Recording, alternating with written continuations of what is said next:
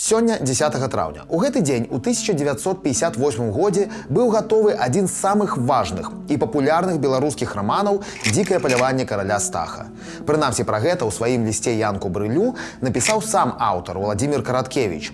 І сёння гэты раман зноў на слыху.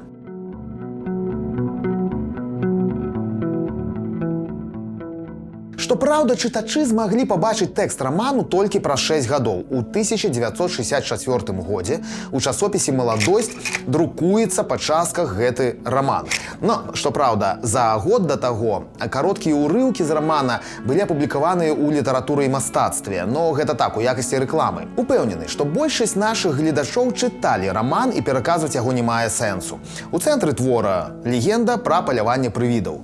І гэта не арыгінальная легенда, бо насамрэч яна шырока распаўсюджана ў заходняй Еўропе. А ў нас, дарэчы, такой легенды я не бачыў ні ў водным фальклорным, ні ў водным этнаграфічным зборніку. А вось у Парыжы, напрыклад, першы раз такая легенда была запісана яшчэ ў 1092 годзе, 11 стагоддзе. Быццам бы такое дзікае паляванне пабачыў нейкі святар, які вяртаўся дадому ад хворага верніка. Падобныя легенды сустракаюцца яшчэ і ў Великабрытаніі, і ў Гішпаніі, і ў некаторых іншых краінах. А ў Германії, напрыклад, лічылася, што паляваннем дзікім кіруе жанчына. Канешне, Караткевіч не проста пераказвае старую легенду. Ён бярэ легенду за аснову і вакол яе ўжо выбудоўвае цікавую дэтэктыўную гісторыю. Дзікае паляванне Караткевіча перакладзена на многія мовы. Па ім яшчэ ў 80-е гады мінулага стагоддзя была напісана опера, ставіліся спектаклі і быў зняты, прынамсі, адзін фільм. У 2023 годзе дзікае паляванне зноў стала